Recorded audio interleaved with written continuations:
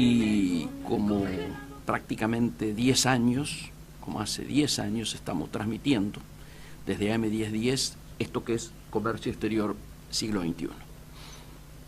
Lo vamos a acompañar como siempre hasta las 4 de la tarde y les recordamos que estamos saliendo por varias vías, ¿no es cierto?, a la vez. Desde ya la tradicional, que es la frecuencia, ¿no es cierto?, de AM1010 de la radio, pero también estamos saliendo por Facebook de la radio y en mi página, Miguel Ponce, la página, no el perfil, también de Facebook, y desde ya en la aplicación de la radio que ustedes también conocen, y para cualquiera de las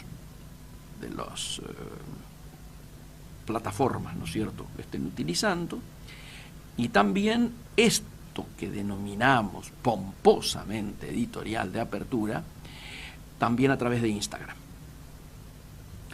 Yo tengo que decirles que estoy anímicamente tomado de una sensación que es una mezcla de tristeza, de dolor, de incredulidad, que objetivamente me impide hacer un análisis objetivo, como suele ser o como trato de que sea habitualmente. Ustedes habrán visto que yo adelanté explícitamente a través de las redes que si no podíamos lograr en términos de seguridad que un bus trasladando jugadores pudiera llegar a una cancha de fútbol, ¿qué podía pensarse, ¿no es cierto?, también de la seguridad en el G20 que está por empezar en horas? Y acabo, antes de llegar aquí, de recibir otro balde de agua fría, ¿no es cierto?, en esa línea donde la CONMEBOL, la confederación, ¿no es cierto?, que nuclea al fútbol latinoamericano, en este espectáculo dantesco, lamentable, vergonzoso que estamos viviendo en el país, le acaba de asestar un golpe más a esto que veníamos afirmando.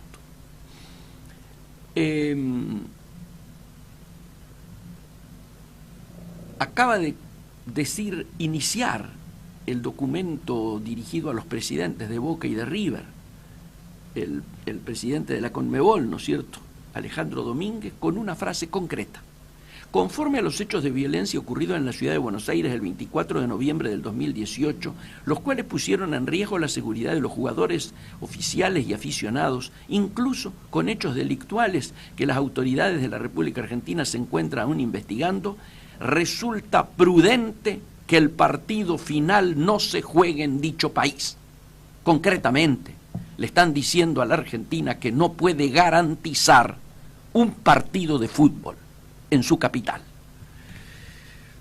¿Qué dirán aquellos que plantearon livianamente, a ver, si estamos organizando el G20, ¿cómo no vamos a poder garantizar un partido de fútbol, un River Boca? Eso es mucho más fácil.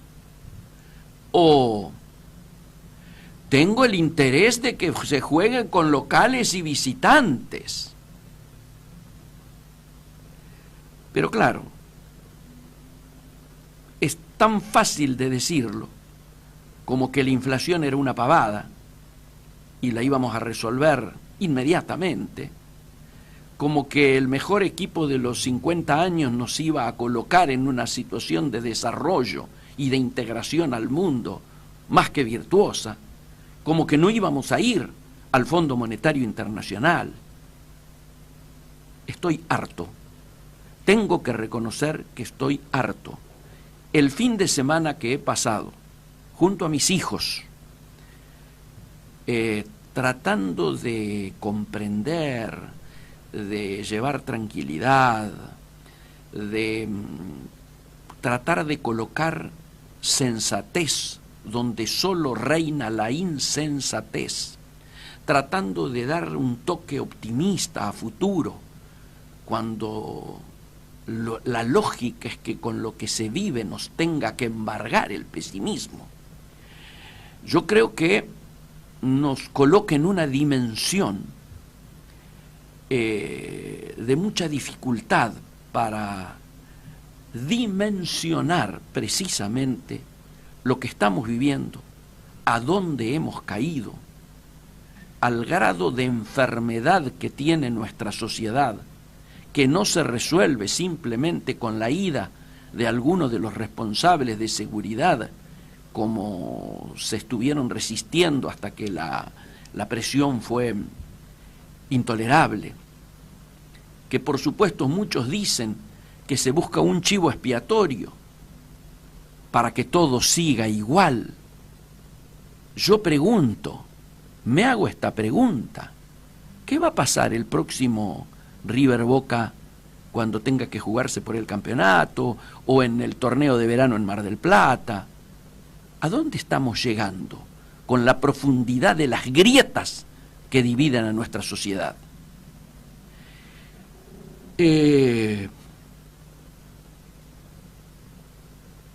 Reconozco que me faltan las palabras. Hoy me faltan las palabras.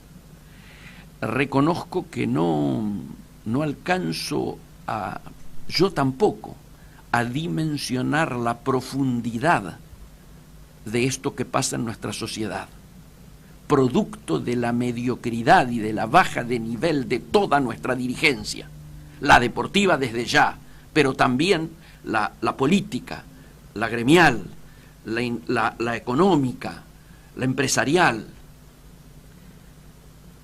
¿Cómo hemos sido capaces de llegar a este punto? Es muy grave. El emergente que surge de los hechos que estamos viviendo de manera ininterrumpida y como en una película o en una pesadilla de terror desde el sábado pasado. Algunos dicen desde antes, desde aquella imagen que recorrió también las primeras planas de los diarios, como estas últimas, ¿no es cierto?, de este fin de semana, pero que empezó a mitad de la semana pasada con la policía corrida por barras bravas de All Boys, que podrían haber sido por barras bravas de cualquiera, esto no es un tema con All Boys desde ya. Y que lógicamente me han llegado llamados, he tenido que contestar llamados de distintos lugares del mundo, algunos de los cuales empresarios que había estado visitando en mi último viaje a Europa para hablar del tema Mercosur, Unión Europea, inversiones, posibilidades. Muchachos, hemos tenido que estar respondiendo sobre estos hechos, sobre qué pasa en la Argentina.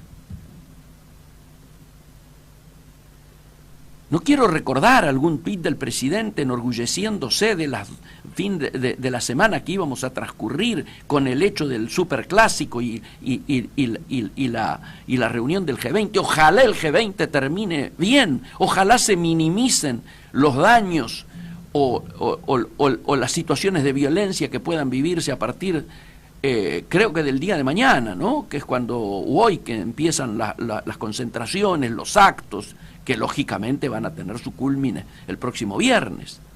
Ojalá los operativos de seguridad sean los adecuados. Por supuesto que en ese caso el mérito no va a ser nuestro, sino que aquí están operando desde hace meses, para este tema, obviamente, los servicios de seguridad de las grandes potencias. Y además de los cuerpos de seguridad que cada uno de los líderes del mundo trae al país. Pero todos ellos vienen sabiendo lo que se ha vivido en la Argentina este fin de semana. Todos ellos vienen sabiendo el clima que se vive en nuestro país. Hay quien dice que con Ocampo no alcanza. Hay quien dice que los responsables de la seguridad a nivel nacional también debieran ser removidos. Porque aquí intervinieron todas las fuerzas, las locales, ¿no es cierto?, y las nacionales. Me quiero alejar lo antes posible de esta temática. Solamente hago una reflexión vinculada al impacto que esto tiene en función de lo que adelantamos a través del tuit. Ahora es el G20. Cruzo los dedos, toco madera para que salga todo lo mejor posible a esta altura. Mi temor es cuál es el grado de posibilidad de que todo salga bien. Y en este marco, yo lo decía en varios reportajes este fin de semana, siguen apareciendo números muy preocupantes. Hasta el martes pasado no había aparecido, pero sí el viernes, y tuve una recorrida por diversos medios. Ustedes lo habrán, los que reciben diariamente las noticias o me siguen a través de las redes sociales, habrán visto, desde La Nación hasta El Cronista, hasta diversos, todos los medios que se les ocurra, analizando este tema el segundo mes de superávit de balanza comercial, los 277 millones de dólares.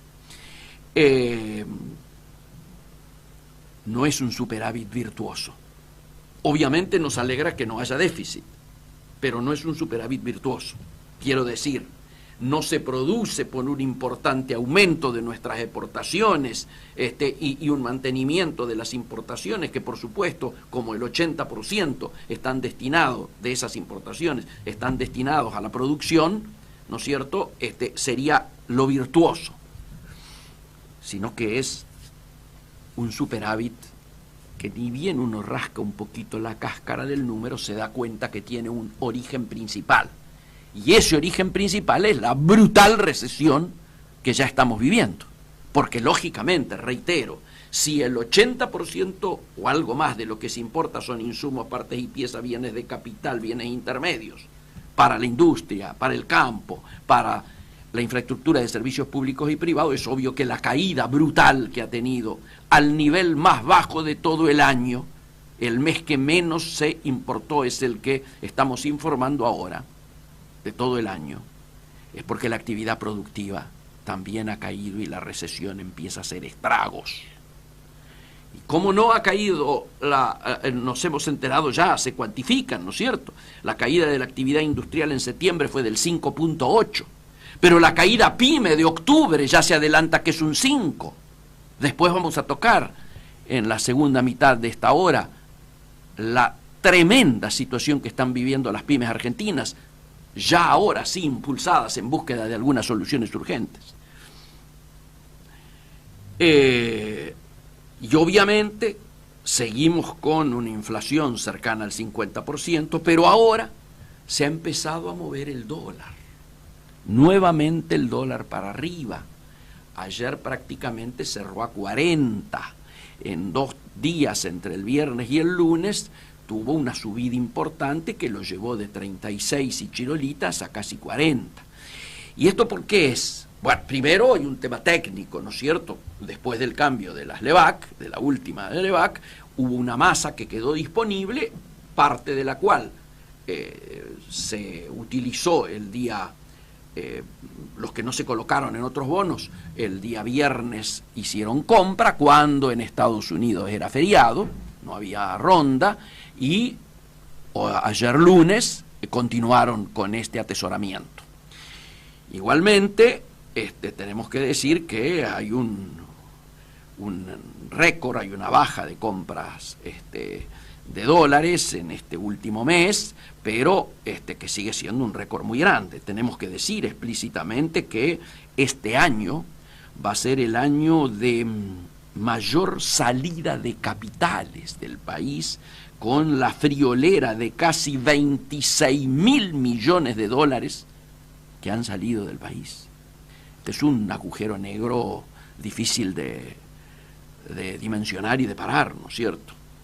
Pero también esta movida del dólar de los últimos días tiene que ver con que, paradójicamente, algunos diarios ya han dado a conocer encuestas.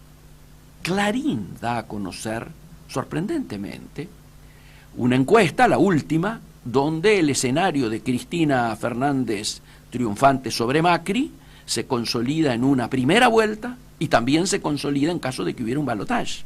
Esto también genera inquietud, lógicamente, en los mercados.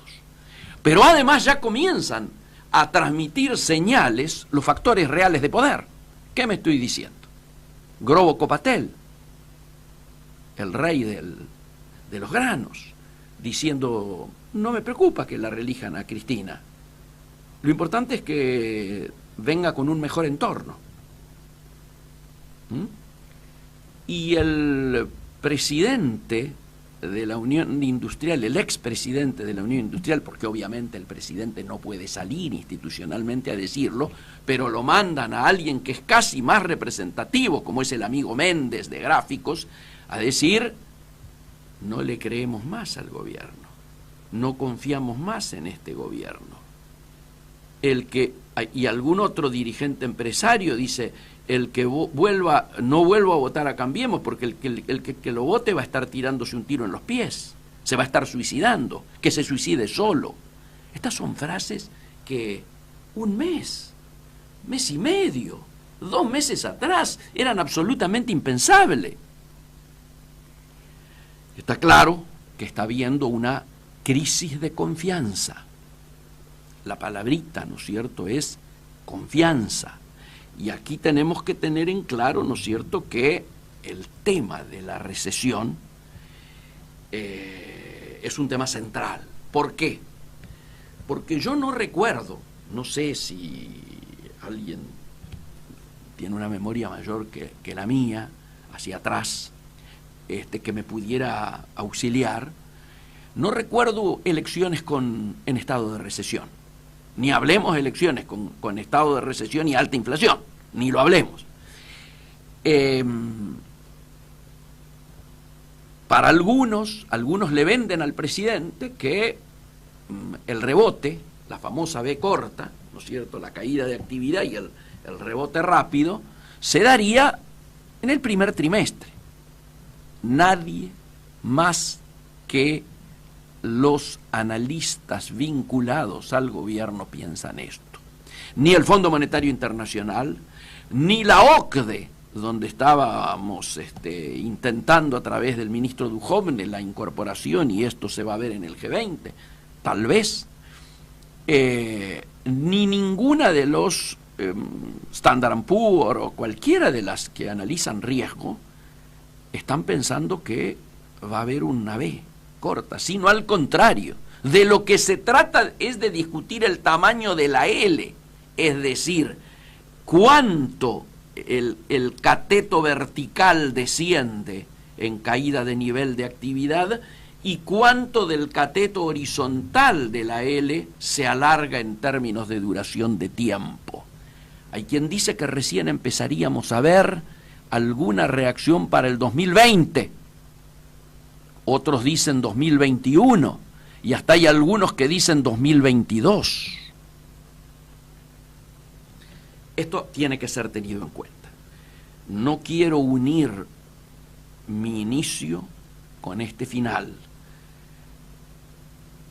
pero como decía algún animador popular, todo tiene que ver con todo, ¿no es cierto?, en una obviedad que lleva a que la complejidad de la situación amerite que pongamos sobre la mesa todas las variables.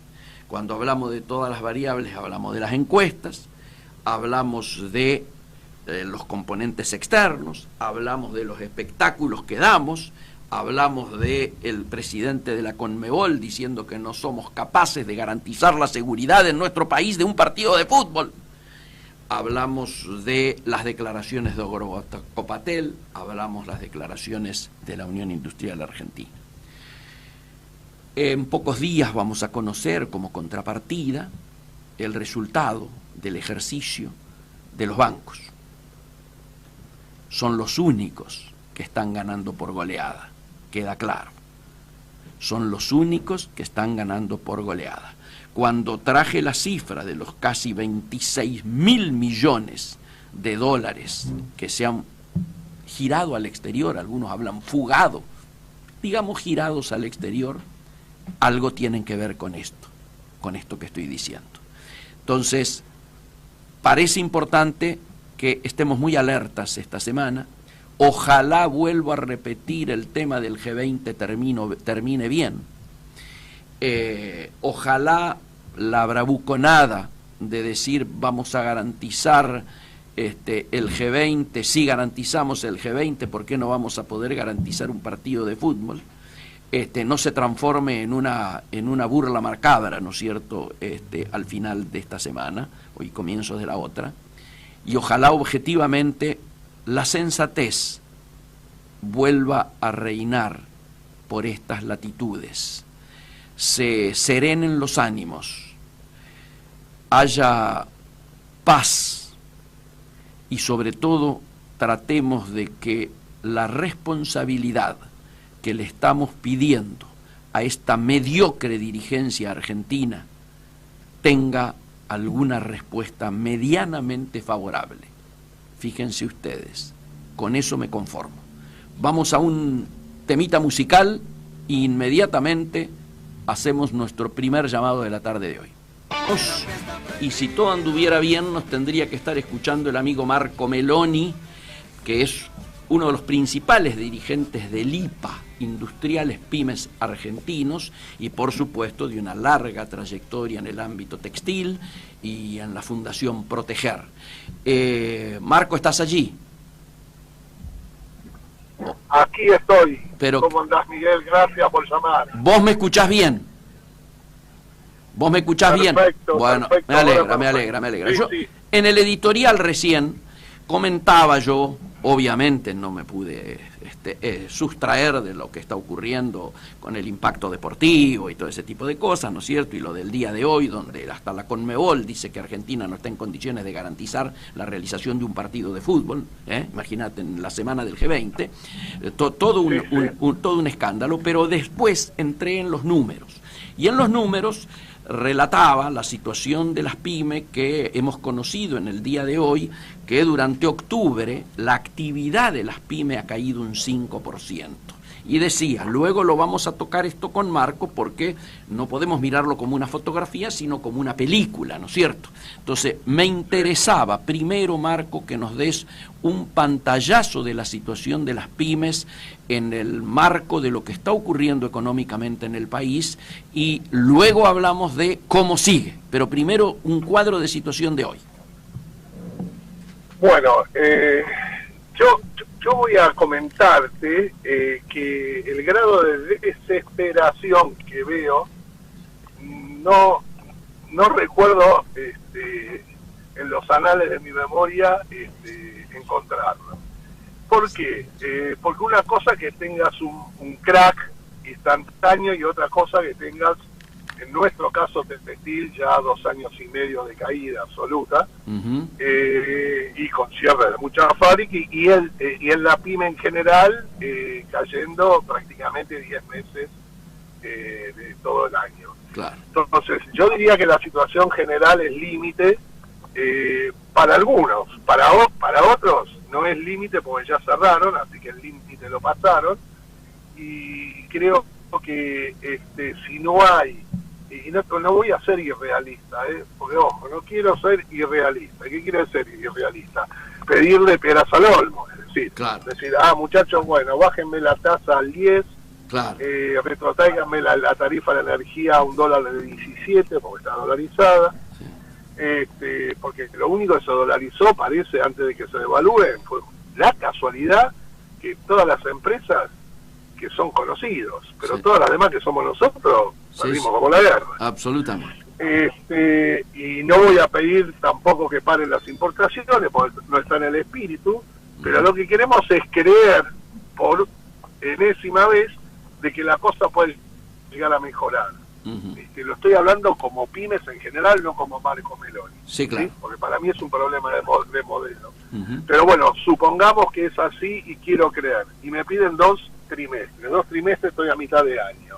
En mitad de año, más o menos tengo para vacaciones 24 quincenas y el medio aguinaldo. Entonces,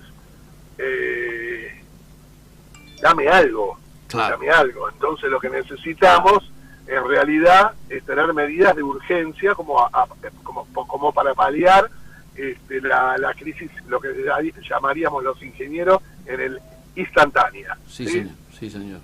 ¿Vos viste? ¿Viste que hay? Hola, ¿me escuchás? Yo te escucho perfecto, te estoy escuchando perfecto. Hola, ¿me escuchás? Sí, te estamos escuchando perfecto. Entonces, el problema que tenemos es hoy. Ahora, Marco, es obvio de que el problema es hoy. A ver si retorna la comunicación. ¿Escuchás? Volvemos a intentar el llamado. Marco Meloni nos estaba planteando una gravedad inusitada, diría. Empezó hablando de desesperado. A ver si me escuchás ahora, Marco. Sí, perfecto. Sí, Trata de quedarte en algún lugar fijo donde la señal sea buena y vos no... Ahí está. Mi pregunta es la siguiente, Marco. Obviamente ustedes llevan ya 10 meses de caída constante. Vemos que... Sí, hablando en 17... Así es. 17 sectores. 17 sectores. Mi pregunta es... ¿Esta situación es homogénea para todos los sectores y las pymes o hay algún sector pyme al que le esté yendo bien? Mira, es una muy buena pregunta. Hay algunos sectores de servicio, especialmente todo el que esté trabajando por ahora, con la gran caída del petróleo ayer del 7%, todo lo que esté relacionado al tema petróleo y energía, están evidentemente y comunicación también un poco mejor para todos. Y después tenés caída brutal, todo lo que sea metalúrgica, plástico, químicos, tabacaleras, papel, calzado, marroquinería, construcción, autoparte, automotriz, textil, sin leer, te lo digo. Sí, claro. Y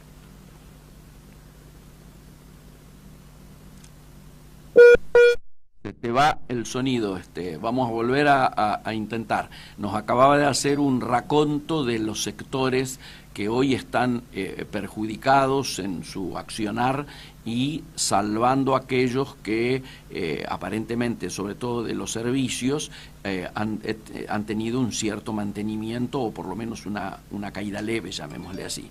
A ver, Marco, si retomamos. Te hago una pregunta que tiene que ver con el vínculo con la autoridad de aplicación. Todos lo conocemos a Lalo Sica desde hace añares y sabemos de su pensamiento. Comprometido, conocido, que como gran conocedor de la temática PYME, de las economías regionales, del tema automotriz, del tema integración, etcétera. ¿Podríamos decir que se nota algún cambio, aunque sea de actitud, en relación a los tiempos de Cabrera? A ver, por el solo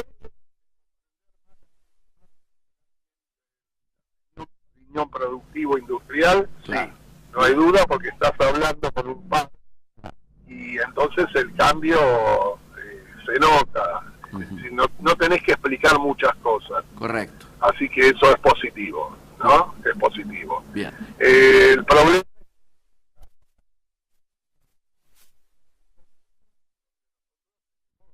una recesión fuertísima a nivel productivo, que proviene a su vez de las altas tasas y de la erosión del consumo de las masas populares y las masas medias. Absolutamente. Entonces, la pregunta sería, lo tenés enfrente, che, ¿me bajás la tasa? Claro. ¿Me parás las importaciones? ¿Me aumentás el consumo? Y yo no creo que sea algo inmediato, y con el camino que estamos recorriendo podamos llegar en el corto plazo a esa demanda, que lo único que queremos es bajar un poco la tasa. Nosotros, las pymes, agregamos valor. Sí, claro. Y el problema es que generalmente compras insumo importado que pagás anticipado, o insumos monopolio donde te exigen pagar máximo un cheque 7 días. Correcto. Y después agregás valor durante 3 meses, 2 meses, en el textil, por ejemplo, y después una gran superficie te paga otros 3 meses más. Está claro. Entonces tenés que evaluar que es un 40% de costo financiero. Está claro. Está claro. Con una demanda erosionada es difícil, no podés pedir otra cosa que demanda y una tasa mejor para producir, como mínimo. Y yo no sé si está en condiciones SICA de ofrecernos en lo inmediato eso. Suena difícil. Si no está en condiciones por la situación que tomó o que le pasó al país, o porque pasaron cosas, o porque el mundo etcétera, yo creo que el problema se va a profundizar, ¿no? Correcto. El problema es hoy. Yo quiero hablar de hoy, después me vas a hablar me vas a preguntar de mañana cuando no quiero preguntar. Pero hoy te digo, yo en el textil veo que estamos muy cerca del 40% de la capacidad de producción. 40%. El cierre que hay, especialmente de talleres que eran talleres blancos, que no son muchos los que había, y los que se están pasando a la informalidad, es tremendo. Tremendo. Y es muy simple, ¿sabes lo que pasa? Y yo no facturo, te hago todo en negro, y entonces saca encima el costo impositivo y el costo financiero porque quiere la plata. Obvio. Marco, día de hoy, te leo un título. La Unión Industrial Argentina prepara una treintena de propuestas para aliviar la crisis de las pymes industriales. ¿Qué me podés decir de eso y qué, diríamos, grado de factibilidad le ves a una salida de esta naturaleza? Bueno, primero no quiero ser irónico, pero merece la opción. Nosotros estamos anunciando hace una semana que vamos a llevar 1000 pymes al Congreso. Claro. 1000 pymes al Congreso el 6 de octubre. Sí, señor. Sí, señor. Y ahora la UIA aparece con 30 megapropuestas para ayudar a los pymes. Los pymes necesitamos ayuda antes. Sí, claro. Lo venimos hablando. No queremos, al contrario, vos decís, no, es un movimiento de IPA. ¿Sabés que ayer estuvimos reunidos? Todas. Desde Cejera, Empresario Nacional, ESAPYME, el CEN, Frente Productivo, IPA, todas, Agrupación Gelba, todas. Y sabés que no vamos a hacer 30, vamos a hacer 5/7 medidas donde la aplicación tiene que ser inmediata. Bien. Y vamos a tener un problema, porque los 1000 pymes no son 1000, son 2000. Obviamente. Y no sé dónde la vamos a poner. Me están llamando los sindicatos también para participar. Pero me imagino. Y van a tener una gran recepción en el Congreso Nacional, seguramente. Es obvio de que aquí el conjunto de las fuerzas políticas tienen que escuchar esta situación, porque obviamente se trata de la mayor emergencia que yo recuerde de las pymes nacionales, ¿no? No hay duda, y yo creo que lo más importante que nosotros requerimos es que esté la bancada de Cambiemos. Obviamente. Ellos nos pueden ayudar mucho, al igual que los otros, no hay duda. Todos. Pero además, para hacerlo pero claro, partidario, Marco, muchachos, necesitan. Además de hacerlo a partidario, hay que transformarlo en política de Estado, para lo cual esto tiene que poder consensuarse, y yo creo que va a haber una gran comprensión de todos los sectores políticos, porque obviamente cada uno de estos representantes, cuando vuelve a sus provincias, nadie le tiene que contar lo que están viviendo sus pymes regionales. Es obvio, todos son muy conocedores de ello. Ahora, si vos tuvieras que hacer un orden de prioridades de urgencia, y no te estoy pidiendo que me adelantes las 5 o 6 temas, pero encararías en mercado interno, tasa, importaciones, crédito, ¿algo más? Sí, muy importante. Impuesto, tema impositivo. No, están todas detonadas, es decir, todos los créditos que te quieran dar, por los embargos. ¿Sabes que vos entrás en un plan, por ejemplo, en la FIP de Quilmes? Vos entrás en un plan de 24 cuotas porque estás embargado y decís, bueno, voy a esperar las 24 cuotas de lo que debo? No te levantan el embargo hasta que pagues las 24 cuotas, así que quedaste fuera de todo. Entonces, agregaría a lo que vos dijiste una suspensión de embargos por 180 días y una moratoria para que todos se pongan en orden, y con esa masa, con lo que vos dijiste, porque si vos decís, che, ahora vas a tener un buen clima, vas a tener agua, vas a comer, vas a hacer todo, y no tenés piernas para caminar, ¿y para qué quiero ahora? Claro. Yo quiero seguir corriendo la carrera, yo quiero estar vivo. Claro. Entonces, los elementos para entrar en el sistema financiero con una mejor tasa, para poder vender,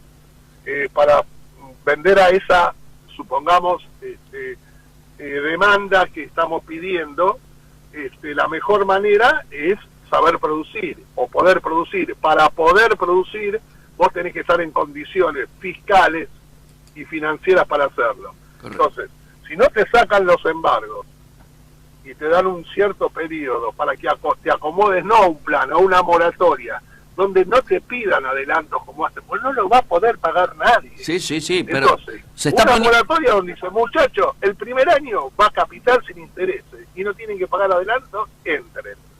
¿Sí? Entren en la moratoria. Le sacamos los embargos. ¿Están listos? Sí. Bueno, ahora vamos a ir bajando la tasa. Porque la tasa está relacionada con lo que tengo que pagar. Obviamente. Viene la FIP y me dice, no, 4% mensual. Y flaco, qué sé yo, tengo un problema, no me das mercado, me subieron la tarifa, me subieron los costos, me subieron las importaciones, lo más barato es no pagar la FIP, 4%, si la tasa está en 7 mensual. Entonces, lo que vos dijiste le sumaría el reordenamiento impositivo y una moratoria y bancario, eliminando o suspendiendo los embargos por una cierta cantidad de días hasta que actúe esa moratoria y que todas esas medidas se pongan en marcha. Bien. Esto me parece, diríamos, sensato de plantear. Es sentido común, sin duda. Diríamos, el espectro entonces ahora se ha ampliado de cuando empezó la iniciativa esta. Al comienzo era un tema de IPA solamente. Ahora, por lo que me contás, ya están convergiendo prácticamente la totalidad de los movimientos del sector. Sí, mirá, creo que no falta ninguno, porque nosotros eso merecía, queríamos, si el problema era PYME. Claro. Y yo quería ver, ¿sabes cuándo ves la gravedad del tema? Decime. Cuando hablas con los otros interlocutores y dicen, nos sentamos en la mesa sin ningún condicionamiento. Claro. Eso es desesperación. Claro.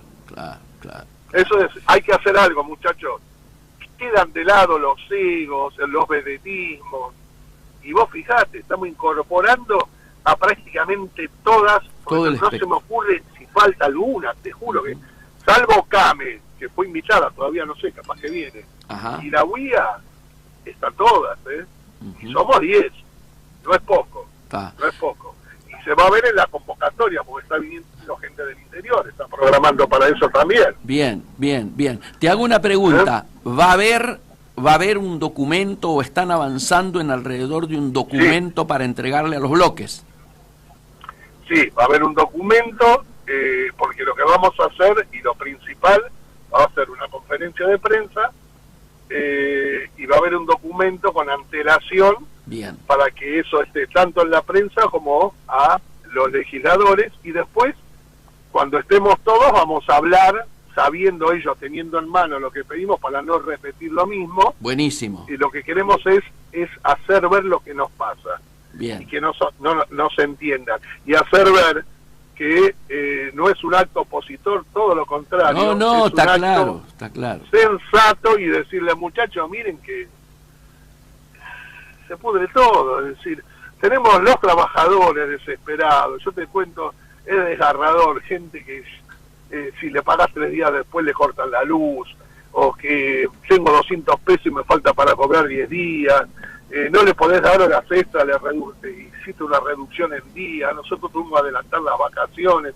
Yo te juro, y lo veo en todos los sectores, en el mueble, en el papel, en los plásticos, veo tanto, ni hablar de calzado, marroquinería, indumentaria, claro. Pero lo veo y comercio, porque eso también va a incluir el tema de servicios. Sí. El otro día estaba hablando con alguien del banco y me dice, escúchame, acá es muy fácil, acá hay que pagar, ¿sabes por qué? Me sobran 2.000 empleados de los 4.000 que tenemos. ¿Por qué? Y porque lo único que hacemos es ganar plata con la tasa de las LELIQ. ¿Para qué voy a ofrecer otro producto? Bueno, sí, yo recién decía en el editorial que cuando conozcamos dentro de pocos días el resultado del ejercicio de los bancos, vamos a vernos que son los únicos que están ganando por goleada, ¿no? Es muy fuerte eso. Por supuesto.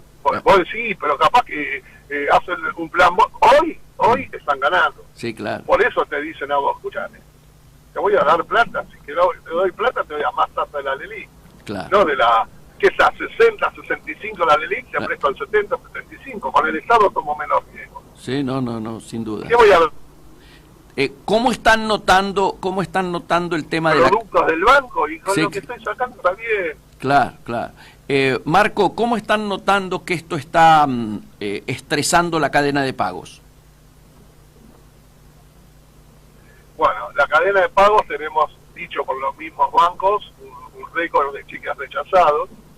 Y la cadena de pagos tiene dos problemas. Cada vez se hace más larga, porque vos cuando tenés que cubrir algo que no vendiste, y sabés que viene para atrás la demanda, lo que haces es tirar más para adelante el cheque para estar, para ver si hay algún cambio o alguna venta que te puede salvar.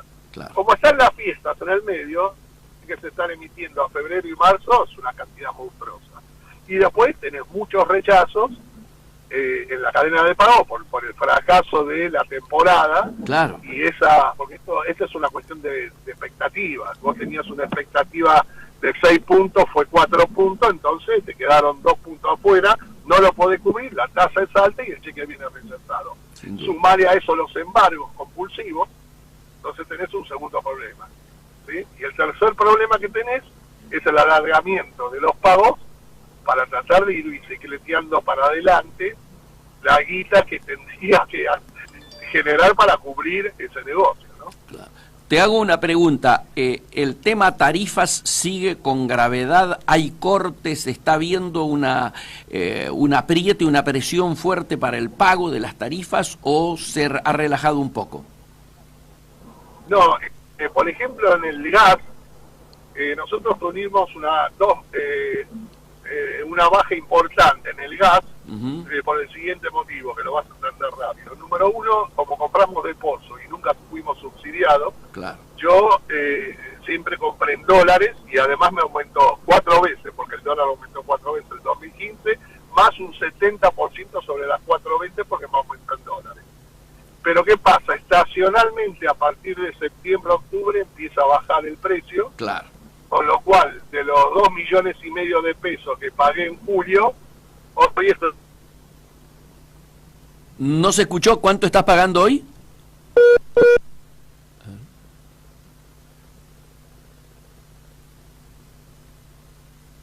Ahí vamos a intentar... No, el costo del metro cúbico, el BTU. Te interrumpo. Sí, yo te escucho, pero te interrumpo porque se cortó cuando dijiste de los 2 millones y algo que pagué en julio, ahora... De los 2,5 millones que pagaba en julio, ahora estoy pagando 1.300.000. Ah, bien, ese es el número. ¿Por qué? Porque bajó esta... Claro. No, pero es por algo... Primero porque estacionalmente baja un 10% el valor, ¿no? Porque al venir debe ser por algo estacional climático. Pero lo peor es porque estoy trabajando una semana sí y una semana no. Correcto. Es un problema de consumo. Sí. ¿Entendés? Es decir, hubiese preferido capaz pagar los 2,5 millones de pesos y estar trabajando todos los días del mes, ¿no? Claro. Como hacía. Marco, finalmente te pregunto algo, aunque sospecho tu respuesta. ¿Qué nivel de participación han tenido, si es que han tenido alguno, en toda esta reunión del próximo fin de semana del G20? Mirá, nada. Nada, ¿no? Cero, sí, yo sabía, es más... ¿Sospechabas eso? sí, claro, lógicamente. Más que sospechaba tenía la certeza. La seguridad. Claro. Por eso, una de las cosas que vamos a pedir, eso sí te lo adelanto, es tener como una mesa puente con el Congreso frente a los problemas. Seguramente ahí nos puede dar una mano, ¿no? Sin duda. Frente a todos los problemas que se tengan que legislar del comercio exterior que dependan del Congreso. Obviamente. Tener una mesa pyme donde, por lo menos, no sé si tener voto, pero saber de lo que están hablando y opinar para dar nuestro punto de vista, ¿no? Sí, claro. Otro vinculado a esto. Vos viste que se está hablando mucho si se viene o no la flexibilización del Mercosur, si podemos pensar que el Mercosur está casi terminado, etcétera y demás. ¿Tienen alguna mirada, alguna posición frente a esto desde desde el sector PYME? Sí, mira, estamos viajando hacia el Ecuador, ¿no? Con 40 grados y llenamos la valija de pulóveres. Es decir, que estamos yendo en el sentido contrario que lo que está haciendo el mundo. Claro. El mundo está protegiendo su trabajo, su producción y sus trabajadores. Sí. Y nosotros queremos flexibilizar con Europa, asimétricamente, porque Europa no cede frente a lo que nosotros le pedimos y nosotros tenemos que ceder todo. Entonces así, viste, sos el hijo de la pavota siempre. Porque si le decís, y mirá, vos sos débil en la producción porque no supiste industrializar, pues tuviste gobiernos que o industrializaron mal o poco, o tuviste un sistema de serrucho de lo que es, o los distintos industricidios que tuviste. Son cosas tuyas, ¿sí? Pero yo me tengo que bancar la ineficiencia de su tierra, ¿no? Porque no pueden producir lo que nosotros producimos y los matamos competitivamente en la agroganadería, y entonces ellos tienen subsidio. No, macho, ¿cómo es el tema? Lo mejor es lo mío, porque la técnica... Volvemos a tener un pequeño inconveniente de conexión que va a ser el último. Retomamos y cerramos, ¿sí? A ver, volvé a repetir que la última parte no se te escuchó, Marco. Volvé a repetir la última parte que se Sí. Sí, cuando vos querés industrializar, lo único que hace falta es dólares. Correcto. ¿No? Y tecnología, que se puede comprar si tenés los dólares. Mientras que mi partner de la Comunidad Europea subsidia a una tierra productiva cuyo proceso es irreversiblemente malo. Es decir, la tierra es mala que tenés, o no es productiva como la nuestra, y no la vas a poder cambiar. Correcto. La única manera de competir es subsidiando. Bueno, ¿para qué querés? ¿Por qué querés hacerme competir a mí entonces eliminando toda esa industria subsidiada? Está claro, está claro. Toda esa agroganadería subsidiada. Sí.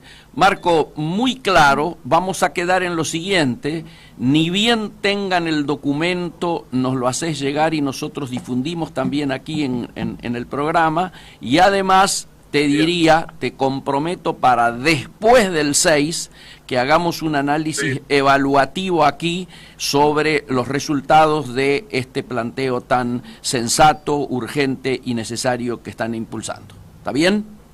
Te agradezco mucho, cuento con vos, como siempre un gusto que me llamen. Un gran abrazo. Amigos, lo escuchaban a Marco Meloni, es uno de los principales dirigentes hoy del sector PYME. Fundamentalmente, ustedes saben, están nucleadas transversalmente porque corresponden a distintas cámaras y nucleamientos allí en el IPA, que es Industriales Pymes Argentinos, y además, como lo dije en la apertura, un histórico dirigente de la Fundación Proteger, que es la líder de la cadena de valor del sector textil argentino. Mientras le doy la bienvenida a Claudia y a Héctor, debo decirles que hola. tema denso. Sí. Un panorama más negro que gris. Muy negro. Muy dramático. Yo creo que cuando venimos hablando de recesión, y algunos lo hacen con más distancia, otros con menos distancia, al bajar a esto que es la economía real, resiento más conciencia de la dimensión de lo que estamos atravesando, ¿no? Cuando tocas las historias personales, ahí ya cobra otra dimensión. Absolutamente. Fue muy importante. Yo estoy haciendo una gestión porque obviamente Mario Negri va a recibirlos. Me pidieron que hiciera ahí de vehículo para esto, y desde ya todos los demás bloques también van a estar presentes, porque lógicamente es una situación muy difícil. Yo reconozco que visualizo la dificultad de compatibilizar algunas de estas cosas con el no programa económico vigente, digamos, ¿no? O sea, pero entiendo que debiera haber una reflexión al respecto, porque estamos hablando de el 80% prácticamente del PBI nacional y el 70 y largo por ciento de la mano de obra directa, ¿no es cierto? Amigos, hacemos un pequeño intervalo musical y noticioso de la radio, y luego volvemos con nuestra segunda hora con un llamado a las 3:05 o a las 3:30. Y mientras tanto nosotros vamos avanzando con nuestras columnas habituales. Volvemos con Comercio Exterior Siglo XXI en nuestra segunda hora, todavía choqueados por la charla recién con Marco Meloni y la situación de las pymes. Y ahora vamos para levantar el ánimo con un sector que seguramente debe estar un poco mejor. Si todo anduviera bien, el licenciado Osvaldo Ábalos, titular de una de las empresas más serias de comercio exterior, ¿no es cierto? Allí Zona Libre, Costa Libre, perdón, nos interesaba tener una mirada. Ya habíamos intentado hablar con él la vez pasada y tuvimos allí un pequeño inconveniente. Queríamos ver si nos estás escuchando bien, Osvaldo. Hola. Sí, ¿qué tal, Miguel? Buenas tardes. Qué alegría escucharte, Osvaldo. No sé si me escuchas. Te escuchamos. Digo, Miguel. Perfecto. Buenas tardes y a toda la audiencia. Muchísimas gracias. Perfecto. Osvaldo, primer asunto. Antes de ir a las preguntas, me gustaría que nos trazaras un panorama de cuál es la situación que vos estás viendo y viviendo en términos de comercio exterior. Mirá, creo que hay una palabra que define muchas cosas en nuestro país y sobre todo el comercio exterior, ¿no? Es espasmódico, esa es la palabra.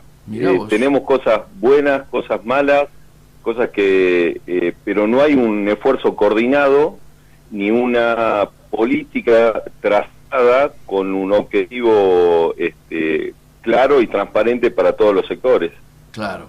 No escuché la tarde de Meloni, pero me imagino por dónde debe haber ido y sin duda es así. Hoy en día digamos, las exportaciones se están concentrando, esto vos lo venís diciendo hace un montón de tiempo, y esto cada vez más,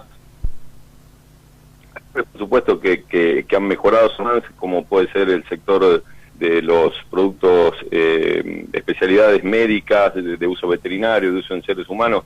Sin duda es un sector que ha mejorado muchísimo su performance, vía devaluación, vía mejoras de productividad y mejoras del sector. Otra cosa que es muy bueno destacar es, obviamente, todo lo que tiene que ver con el software, pero vos viste, cuando hubo una mínima mención o intención de querer regular el sector desde el punto de vista del comercio exterior, salieron todos a poner el grito en el cielo, como pasa siempre, ¿no? Así es. Y vos fíjate, uno de mis clientes, que es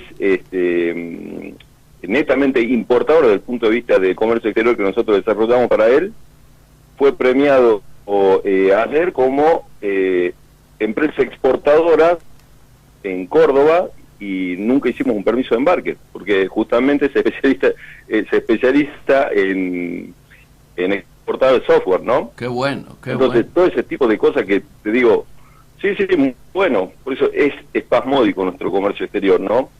Después teníamos lo que discutía hace una semana atrás, este famoso decreto 837. Contale a la gente. Reducción de arancel externo común. Sí.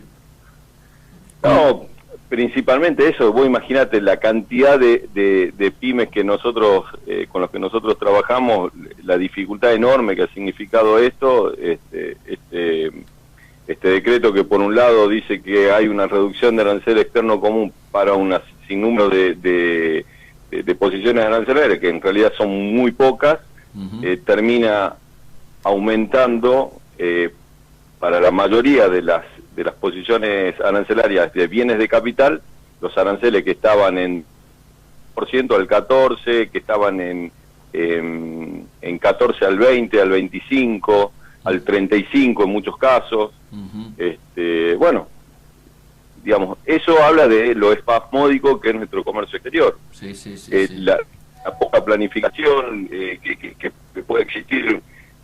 Un caso de ahora, la semana pasada, de una operación que nuestro cliente la empezó a planificar en enero o febrero, hizo los negocios allá por abril, en septiembre cambiaron las reglas de juego y tuvo que salir de nuevo a pedirle por favor a los clientes que se acomodaran a la nueva situación. Claro, claro, claro. Y bueno, esas cosas pasan en nuestro país y van a seguir pasando. Ahora, pregúntame, digamos, con el interés de quién o por quién, es increíble, porque la mayoría de los productos de bienes de capital que están que se le incrementaron los aranceles no se fabrican en el país. Obviamente.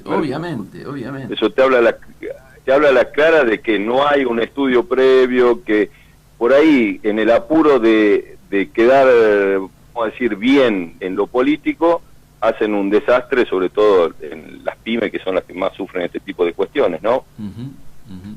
Te hago una pregunta. Pero bueno, aquí estamos. Sí.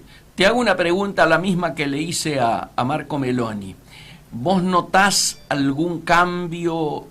Todos conocemos el pensamiento de Lalo Sica desde hace mucho tiempo, ¿no es cierto? ¿Vos dirías que algún cambio importante en relación a la etapa de Pancho Cabrera puede anotarse? Todavía no, y conociéndolo así, creo que le tenemos que dar un poco más de margen, sin duda, para poder hacer una evaluación de gestión. Digamos, confiamos todos los operadores de comercio exterior en su capacidad, en su conocimiento de lo que es el sector, principalmente las pymes y sobre todo lo que es el comercio internacional, porque muy pocas veces llega un funcionario que conozca el comercio internacional a áreas importantes. Total de acuerdo. Esto también lo hemos hablado muchas veces y tenemos superposiciones de tareas. Tenés por un lado la Secretaría que depende de Cancillería de Relaciones Económicas y Comerciales, por otro lado tenés la Secretaría en lo operativo, tenés una Comisión Nacional de Comercio Exterior, pero vos fíjate, no hay... Me estaba pensando el otro día, no hay un Instituto Nacional de Comercio Exterior. Absolutamente, claro. O sea, claro.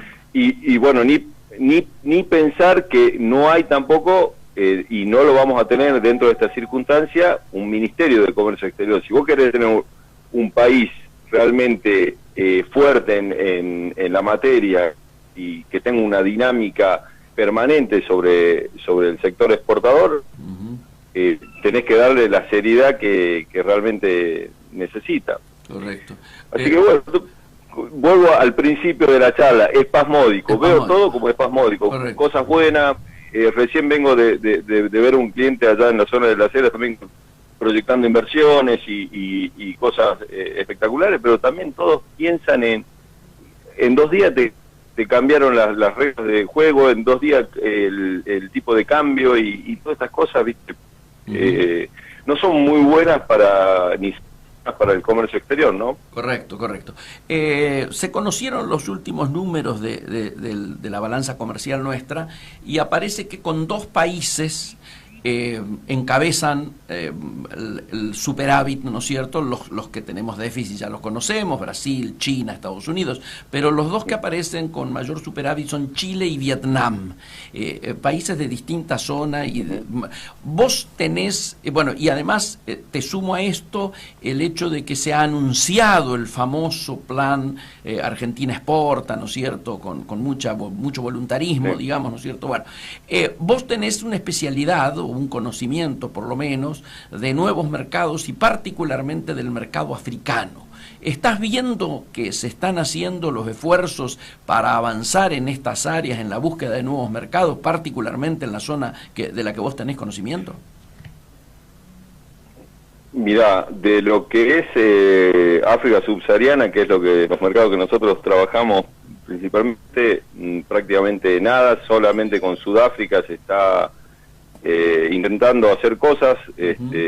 Todavía no hay nada claro, ¿sí? Yo entiendo que a partir de, bueno, voy a decir una locura, ¿no? A partir del Mercosur, estaba por decir, porque Brasil tiene muchísima relación con los países africanos y de alguna manera debería ser a través del Mercosur que nos podamos ampliar nuestros mercados con esos países de África subsahariana. En el caso de lo que es la zona del Magreb, el gobierno, este gobierno en particular, ha tenido ya una intención, entiendo que ha estado trabajando, no tengo detalles al respecto, pero sé que han estado interactuando en todo, bueno, la zona de Libia, Túnez, todo eso. Pero lo que es África subsahariana, países que son muy complicados de trabajar, por supuesto, el caso de Angola, Gabón, Congo, Nigeria, donde Argentina tiene un enorme potencial, todavía hay mucha tela para cortar y todavía no he visto puntualmente al respecto. Claro.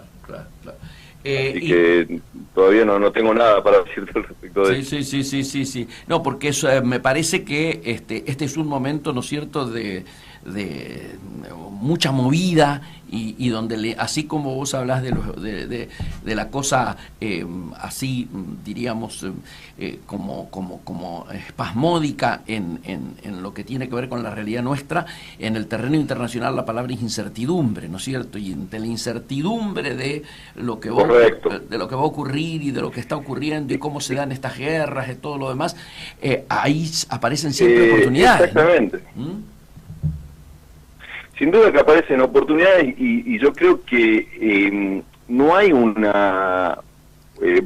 todo esto que hablamos antes, no hay un enfoque real sobre lo que está pasando en el mundo. Siempre estamos mirándonos el ombligo, ¿no? Totalmente. El otro día no me acuerdo con quién hablaba, como fenómenos de los migrantes, los fenómenos de que están pasando, el cambio climático y todo demás, afectan el comercio exterior de una forma que no nos damos cuenta. Absolutamente. Pero sí afrontamos siempre los problemas.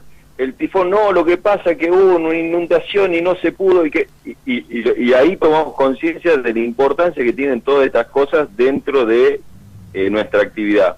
Correcto. Pero sin embargo en Argentina todavía estamos lejos de discutir estas cosas. Sí. Seguimos muy inmiscuidos en cuestiones internas y no estamos viendo lo que pasa en el comercio exterior en materia de energías renovables, de la aplicación de las energías renovables dentro del comercio exterior. Es decir, hagamos una exportación limpia. ¿Qué implica eso? Y bueno, tenemos que transportar las mercaderías desde los lugares de orígenes hasta el puerto en vehículos sustentables, en vehículos que no contaminen. Correcto. Tenemos que usar materiales para los embalajes reciclables y todo eso se certifica. Digamos, estamos muy lejos de lo que se está discutiendo en el mundo en materia de comercio exterior.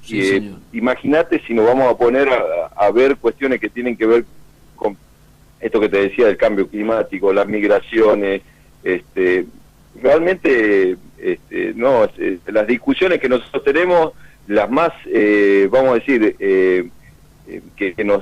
que son más allá de nuestro ombligo, son las que tienen que ver con Mercosur, que hoy estamos, incertidumbre, creo que es la palabra más... sí, que más ajusta, ¿no? ¿Cómo puedo decir?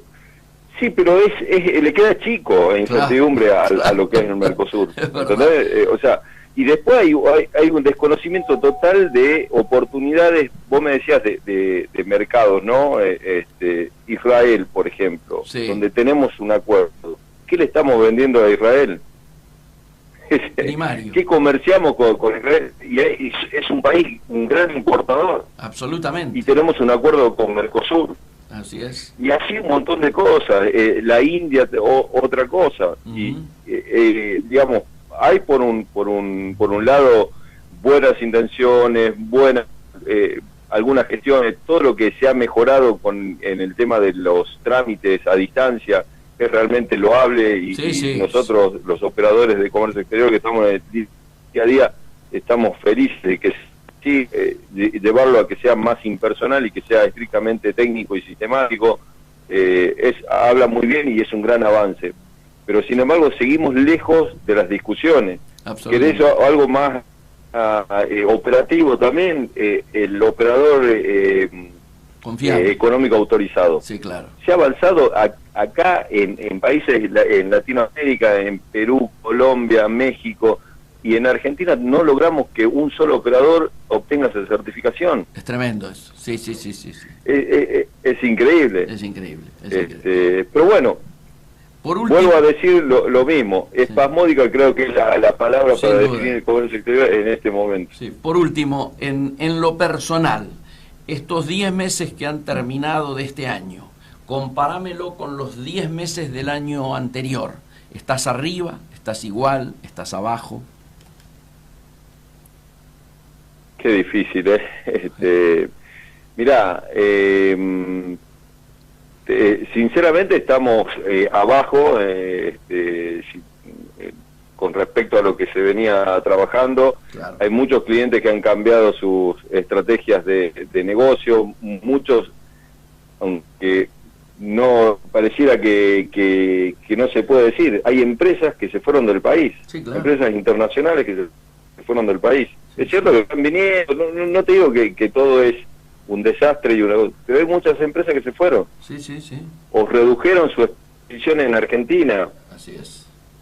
Yo tuve un caso hace poco, una empresa que tuvo que reducir todo lo que tenía en Argentina porque ya los seguros y las empresas, digamos, que le brindan cobertura principalmente de carne, dicen, no puedes tener semejante exposición en un país. Claro. Y esas son realidades que se desconocen o no se pueden decir. Sí, claro, sí. Bueno, es así. Realmente estamos, ha sido un año durísimo. Muy duro. Para nuestra actividad. Nosotros somos el termómetro de lo que después pasa, todo lo que salió ahora que se redujeron los índices de venta en los shopping, en los supermercados. Nosotros lo vivimos antes. Claro. ¿Entendés? Entonces, bueno, somos un poquito el termómetro ahí y estamos siempre en la trinchera. Sí, por eso quería... Pero que después termina pasando. Por eso quería llamarte, y la sensación que hay es que todavía nos queda un tiempo, ¿no es cierto?, de esta situación recesiva, con lo cual los números es muy posible que continúen reproduciéndose en estos niveles, ¿no? Sí, yo creo que sí. No veo, digamos, ni siquiera en el mediano plazo de decir, bueno, ya vemos una luz o vemos ciertas posibilidades. Ojo, uno es optimista, no sé si por naturaleza o por qué. Nosotros siempre estamos buscando oportunidades y tratando de ayudar a nuestros clientes para que puedan exportar e importar más. Y sin embargo cuesta muchísimo poder encontrar esas oportunidades, no por problemas digamos que estemos viendo más allá de todas las circunstancias del mundo actual, ¿no?, de la complejidad del mundo actual, sino por limitaciones propias o autoinfligidas. O sea, Argentina se preocupa por complicártela, por decirlo así. El ejemplo más claro es el de las retenciones que le pusieron a todas las exportaciones, sí, claro, la disminución de los reintegros, etcétera. Total de acuerdo. Ahí tenés. Osvaldo, un gran abrazo, bueno, muchísimas gracias, y vamos a seguir molestando. Siempre a tus órdenes y bueno. Muchas gracias. Vamos a seguir luchando para que tengamos un mejor comercio exterior. Sí, señor. Un abrazo, Miguel. Sí. Hasta luego. Amigos, ustedes lo escuchaban, el licenciado Osvaldo Ábalos, él es titular, ¿no es cierto?, de una de las empresas de servicios de comercio exterior más importante, Costa Libre, y tiene la especialidad, como ustedes escucharon, además de tocar el tema global del comercio exterior en la Argentina, la especialidad en gran medida es todo lo que tiene que ver con comercio exterior con África subsahariana. Hacemos una pequeña cortinita musical en la línea de lo que Claudia tiene previsto. Le voy a pedir a Aníbal que ponga un tema de Gardel. Bueno, ¿por qué Almagro? ¿Por qué? En primer lugar, hoy le quiero dedicar la breve historia del día a un publicista muy importante, David Rato, porque hoy se cumple años de su fallecimiento, Mira porque vos. fue el 27 de noviembre de 2004, a los 70 años, todavía muy joven. Bueno, a mí Héctor me sugirió que pusiera este tema, pero a mí, no sé, se me da porque él lo explica, No. ¿no? ¿Hay algún motivo? Yo lo cuento. Claudia siempre tiene el buen tino de buscar como introducción un tema musical, Claro, ¿no? Y en este caso, tratándose de Rato, era un poco complicado. sí, claro. Entonces a mí se me ocurrió este tema. ¿Y por qué? Porque siempre se dice que no se puede ser hincha de dos clubes, ¿no? Eso siempre se dice así. Pero David Rato era hincha de dos clubes. Era hincha de Boca e hincha de Almagro. Él lo explicaba de una manera muy particular, donde hablaba por un lado de la pasión, que era esencialmente hincha de Boca, pero por otro lado la pertenencia. Él había nacido, criado y se consustanciaba con el barrio de Almagro. Entonces, cuando yo me enteré, y esto tiene que ver con una publicación a la que a lo mejor ahora nos hacemos referencia, cuando yo me enteré un poco me llamó la atención y casi le bajaba el precio, o sea, que no era equivalencia Boca con Almagro y demás. Entonces él reaccionó, me dice, ¿sabes cuál es el único equipo de fútbol de la Argentina que tiene un jingle cantado por Gardel? Digo, no, Almagro, porque antes de cada partido, cuando van a salir los jugadores a la cancha, ponen a Gardel cantando Almagro, Almagro de mi vida. Ese es el motivo de por qué esta elección, ¿no? Pero queda claro que le canta al barrio de Almagro. Claro, sí. Muy bueno. Bueno, les cuento que, para el que no lo conoció, él nació el 23 de abril de 1934. Comenzó su carrera en Pueyrredón Propaganda y tenía solo 14 años, aunque después igual estudió porque se graduó en la Escuela de Artes Gráficas de Buenos Aires, pero fue un pionero en la actividad publicitaria.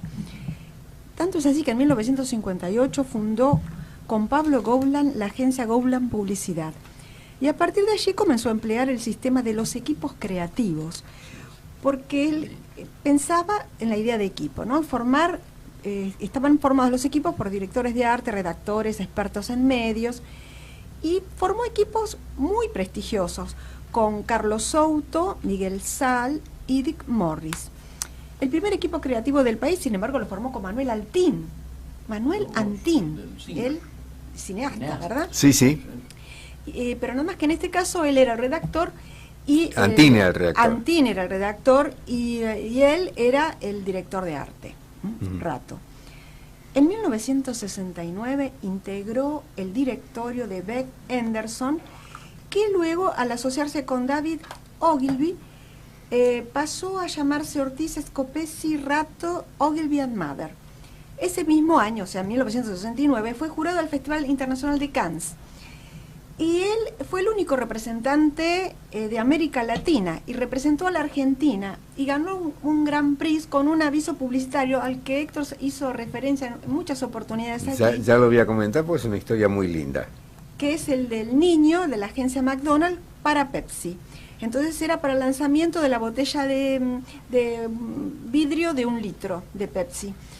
Y sería además el único Grand Prix argentino en Cannes por más de casi 40 años que no habían recibido otro Grand Prix, porque recién en 2007, en 2010 recibieron otros 2, pero hasta ese momento fue el único. Rato fundó y presidió su propia agencia que traía al mundo publicitario un nuevo concepto, que era estrategia, creatividad y planificación de comunicación. En 1980 constituyó y presidió el Círculo de Creativos Argentinos e intervino en el lanzamiento de Telefe, canal para el que creó el símbolo de las pelotas, Sí, las pelotinas. de cada una de un color diferente, y que sigue aún vigente. Y en 1982 fue elegido el publicitario del año. Fue creador de varios hitos en publicidad, entre ellos la campaña presidencial de Alfonsín. Desde el 82 gana él, Claro. Inmediatamente estaba trabajando ahí, ¿no? Sí, y durante toda la gestión... Traído por Pueyrredón. Claro. Traído por Richard. No, lo que ocurre es que tiene una pertenencia, Rato era radical. Sí. Claro, porque también toda su familia, desde Ilia y antes, de Hipólito Yrigoyen, también sus abuelos. Y durante toda la gestión de Alfonsín, David Rato ocupó el cargo de asesor en comunicación, de modo que fue responsable de la comunicación durante el acuerdo con el Tratado de Beagle y también con el lanzamiento del Plan Austral. Te cuento algo respecto a eso. Es el único publicitario que tuvo el rango de secretario de Estado en la Argentina. Ah, mira vos. Y además, hasta ese momento había dos banderas argentinas. Argentina tenía dos banderas. Sí. Una con sol y una sin sol. La de sol se llamaba la bandera de guerra. Era la bandera de guerra y la usaban nada más que los militares. Así es. Y Alfonsín lo escucha, los argumentos de Rato, y ahí dispone que a partir de ese momento la bandera argentina fuese una sola y con sol. Mira qué bien. Qué bueno, Y hasta la- eso, ¿no? Instituyó el símbolo.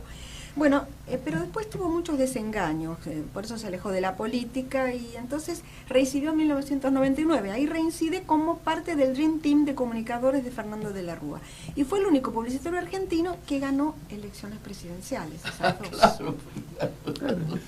O sea, se destacó en eso, aunque él No está estaba, mal. se había apartado porque, bueno, no estaba muy bien. En 1999 dejó la presidencia de la agencia Rato Video, cargo que había ejercido desde su fundación en 1974. En 2002, el Programa de las Naciones Unidas para el Desarrollo decidió contratarlo como asesor de comunicación e imagen para el equipo del diálogo argentino.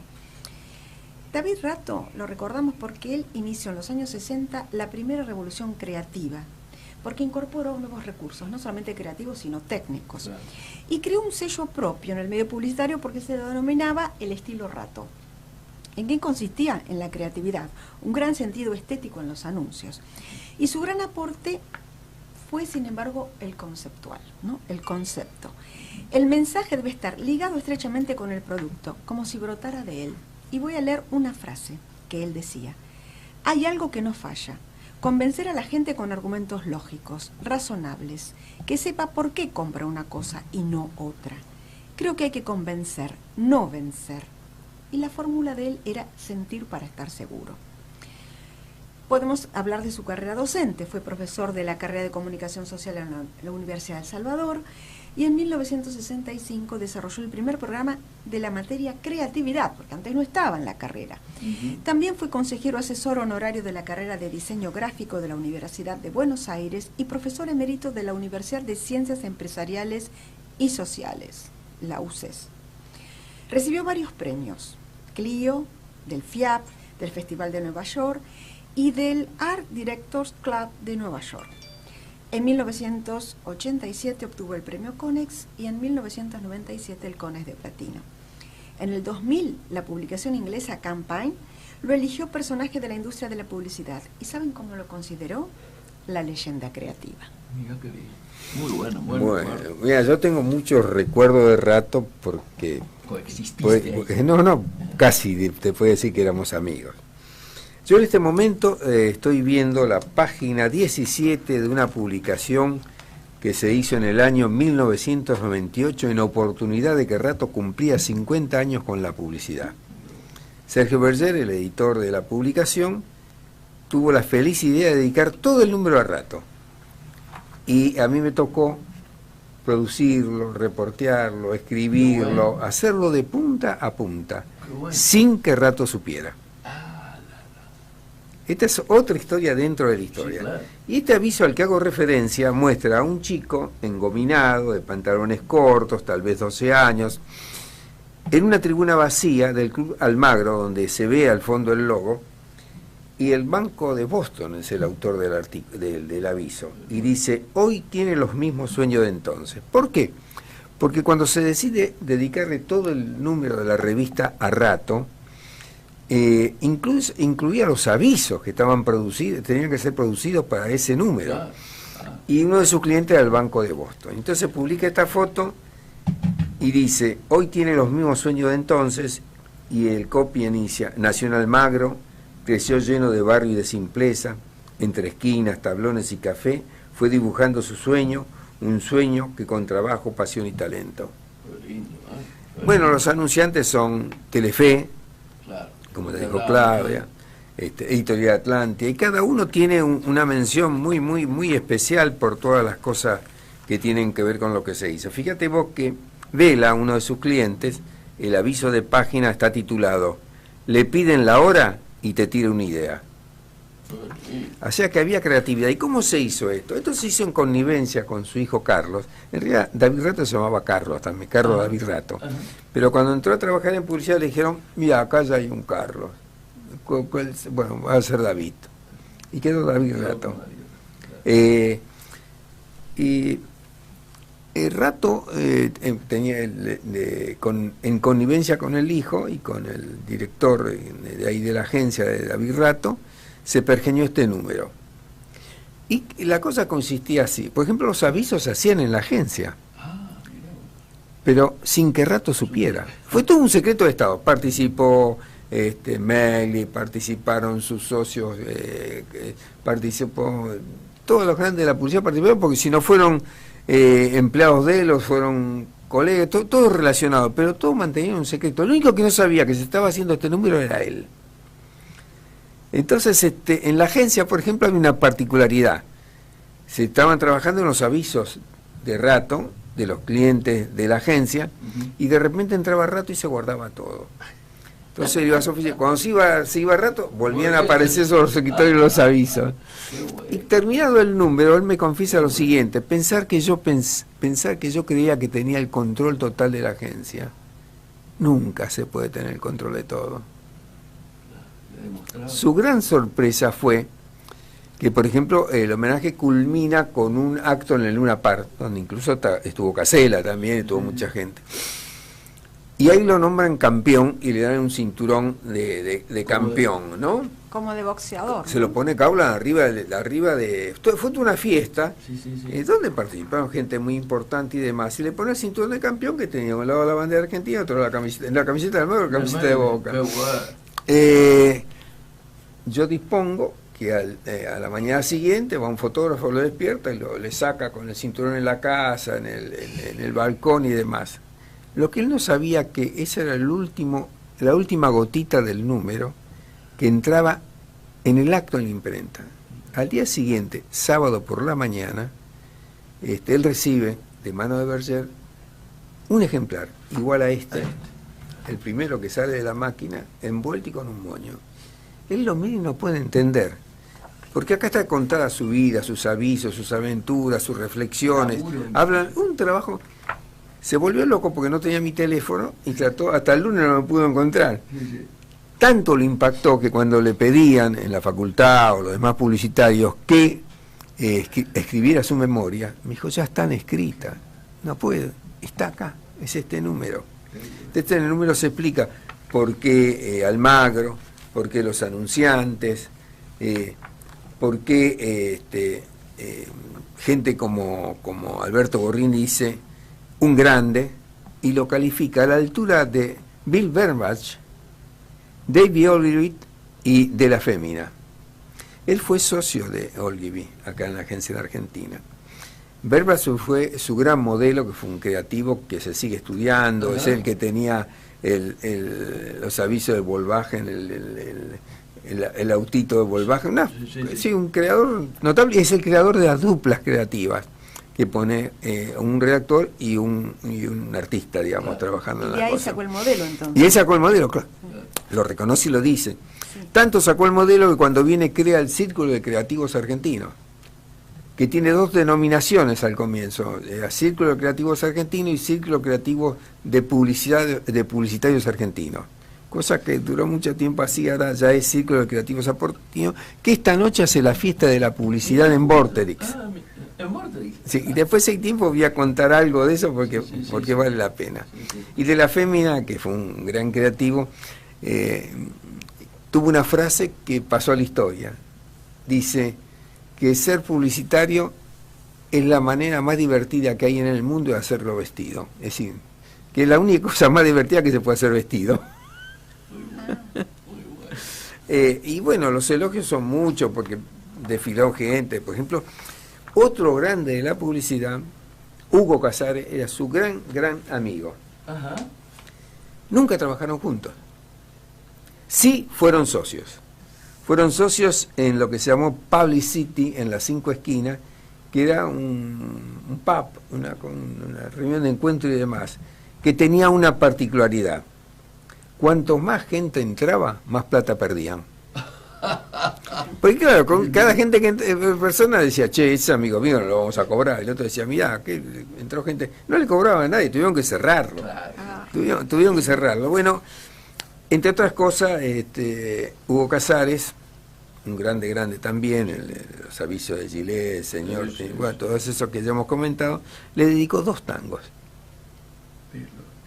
Uno que comienza a mi Noerma David en su primera cuarentena de fatiga, cuando cumplió 40 años, ¿no? Y el otro dice, frate mío, que dice así, naciste con un Faber bajo el brazo, tu primer garabato ya era un Clio, y al junarte la facha, frate mío, la partera batió, David Picasso, así entraste a barajar el mazo con Richard Pueyrredón y con Pablito Gabra, ¿no? Fuiste pierna con Freddy y con el Tito, que fueron sus socios, ¿no? Scopesi. Claro, y al final, Rey David del Escolazo. Es un grande por todos lados, cada uno habló, acá decían al maestro con cariño, los alumnos que tuvo, gente muy importante pasó por su agencia, realmente algo que marcó una época. Y aquí, además de crear la dupla creativa, bueno, el premio Conex de platino lo consagró el publicitario de la década, ¿no? Y bueno, todo le rinden homenaje, Marco Vecchio, Jorge Vázquez, Tranoy, Ponce, demás. Sí. Los clientes que están muy contentos. Agulla es un discípulo de él. Él lo lleva a trabajar en la campaña de la Rúa Agulla. Claro. Él lo lleva a trabajar en eso. Y hay una cosa que lo pinta de cuerpo entero, que es una campaña de Pepsi. Hay 2 cosas con Pepsi. Primero, cuando él va de jurado a Cannes, primer jurado latinoamericano, al Festival de Cannes, se encuentra que hay avisos y demás. Y allí había, alguna vez creo que lo conté la historia, pero vale la pena recordarla. Él va al festival, y en un festival distinto a los de ahora, ¿no? Incluso por la tecnología. Bueno, empieza el festival, se eligen las piezas y se hace la primera ronda del shortlist, que es el descarte. Todos los que no pueden ser premiados pasan al shortlist, la lista corta. Él está necio y de repente ve a un señor japonés muy triste, abrumado. Entonces se acerca, bueno, él no hablaba inglés, el japonés, sí, pero bueno, de alguna manera y con una ayuda de intérpretes, se entera que el japonés dice, no puedo volver a mi país, porque no hay un solo aviso que pudo haber pasado el shortlist y demás, que sé cuánto. Y usted dice, ¿y usted a cuál le tenía fe? Al del lavarropas. Ese, sí. Era un aviso que duraba algo así como 3 minutos y que consistía en una sola toma de un lavarropas que soportaba una lluvia. Llovía y en el patio de una pequeña casa japonesa, como todas las casas, ¿no? Llovía y no para de llover durante como 3 minutos lloviendo, y al final la venta en japonés, además en japonés ni siquiera traducido, era de qué se trataba. Y él dice, bueno, vamos a hacer una cosa. Él como jurado tenía derecho a pedir que volvieran a pasar la pieza. Cosa que no era para nada sencillo, porque eran rollos. No es como la que digital pone un número y aparece. Así que pone... Entonces el presidente del jurado dijo, David, ¿estás seguro que querés volver? Sí, porque este señor viene de otra cultura y creo que hay algo que a lo mejor tenemos para aprender y para escuchar y para tener en cuenta. Y los convence y bueno, y se toman el trabajo de pasarlo. Cuando lo pasan le pregunta al japonés que lo explique, y el japonés explica, dice, ¿cuál es el mérito de este aviso? Dice que en Japón tenemos problemas de espacio y necesariamente el lavarropas tiene que ir al patio, no hay otro lugar, y el lavarropas se oxida, y este es el primer lavarropas que no tiene ninguna pieza metálica, son todas de plástico. Entonces el argumento era ese, que llovía y podía aguantar la lluvia y se vendía, no importa cuánto lloviera, que se daban. Bueno, la cuestión que pasa el Chorlí, lo reincorpora, le hace una mención y demás, y ahí sigue la historia. En un momento dado, se viene el Gran Premio. Argentina nunca lo había ganado y, como dice Claudia, durante 40 años no gana otro. Ajá. Bueno, están ahí en los grandes premios y curiosamente hay un aviso argentino que viene de atrás corriendo, que es el aviso de Pepsi, y él explica que es importante ese aviso porque es la primera vez que una bebida es de 1 litro. Era el primer envase de 1 litro y el aviso era muy simple. Una mesa, la agencia de McDonald's Publicidad, todavía existe en San Isidro, una mesa, una botella de 1 litro y un chico con una pajita que no puede tomarla hasta que se le ocurre la idea de subirse, en lugar de estar sentado en la mesa, se para en la silla, se para en la mesa y paradito en la mesa toma su Pepsi. Bueno, eso ya pasó, sigue avanzando. Sí, sí. Y gana un oro. Entre todos los oros que se ganan, se tiene que elegir el Gran Prix, el Gran Premio. Entonces él ve que está por ahí, qué sé yo, 10º, 9º, 8º y qué sé yo, y se manda una patriada, una argentinada. Se fue y dice, si bien no es cliente mío, yo soy argentino y acá entre los finalistas hay un aviso de Argentina, por lo tanto yo me excluyo de votar. Entonces, no puedo votar porque soy parcial en todo esto. Entonces la cosa impacta, se para el norteamericano y dice, bueno, en esta también hay un...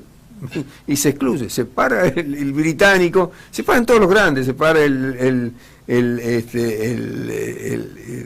francés, entonces van votando y de repente trepa el de Pepsi, hacen la cuenta y hay un empate entre el aviso argentino de Pepsi y uno italiano. Pero pasó como en la AFA, pero al revés. Cuentan los votos y en lugar de haber uno de más había uno de menos. Faltaba una persona a votar. Entonces todos miraron hacia el fondo de la sala. El que faltaba a votar era el japonés. Y el japonés solo hizo lo siguiente, levantó su mano derecha y dijo, Argentina. Y Argentina ganó con ese aviso que costó 2 centavos el primer premio. Con el tiempo, Pepsi fue cliente de su agencia. Y se viene el año, el Mundial de Fútbol del 94. Y Coca-Cola, con todo su poderío, compra todo. Todos los espacios, pone una fortuna para hacer videos, para hacer de todo. Y resignadamente la gente de Pepsi dice, David, no podemos competir, no tenemos ni para empezar, no podemos hacer nada. Dice, no, yo no me resigno. Algo tenemos que hacer. Tenemos que embarrar la cancha, por lo menos le salió el barrio. Y dice, mira, David, la única forma de que hagamos algo es que sea muy económico y muy impactante. Bueno, dijo. Un desafío. Entonces, un desafío pelear a la gente. Era David contra Goliat. Claro, ahí. claro. Y saca el bebé de Pepsi. El aviso consistía en un chico chiquito en pañales que recién había aprendido a caminar, que lo hacen actuar, mirando un televisor. Entonces el chico, están los papelitos, así. Terminaba el partido y él tenía distintas versiones. Terminaba el partido y salían las motos con los rollos de los avisos, porque tampoco había digitalización. Llegaban a los canales donde tenían comprado el espacio y pasaban el aviso como un complemento del resultado del partido, a medida que Argentina iba subiendo, hasta que perdió. Y cuando perdió, el chiquito se enfurece, se saca los pañales y le tira los pañales al televisor. Ahora, ¿eso cómo lo lograron? Lo lograron porque al chiquito le interesaban y daban corneta y tiraban con dibujitos animados que el espectador no veía, porque el chico interactuaba frente a la pantalla. Entonces le habían puesto dibujitos animados con los que estaban entusiasmados y de repente se lo cortaban. Se lo ponían y se lo cortaban, hasta que reaccionó el nene, de nombre Nicolás, y revolvió la bronca, fue el símbolo de la bronca. Bueno, curiosamente, ese mundial es recordado por ese aviso en la Argentina. El de Coca-Cola no se acuerda nadie. Mirá la dimensión de un tipo como David Rato. Y la percepción que tenía y la afinidad que tenía con Alfonsín. David Rato me comentó que Alfonsín era un tipo muy, muy, muy especial. Dúctil, rápido, vivo y demás. Venía de una gira por el interior, esas giras demoledoras. Hacía determinadas cosas y se volvía a ir. Entonces, Rato le dice, yo tengo todo preparado para hacer un aviso de 32 segundos. Pero no tengo tiempo.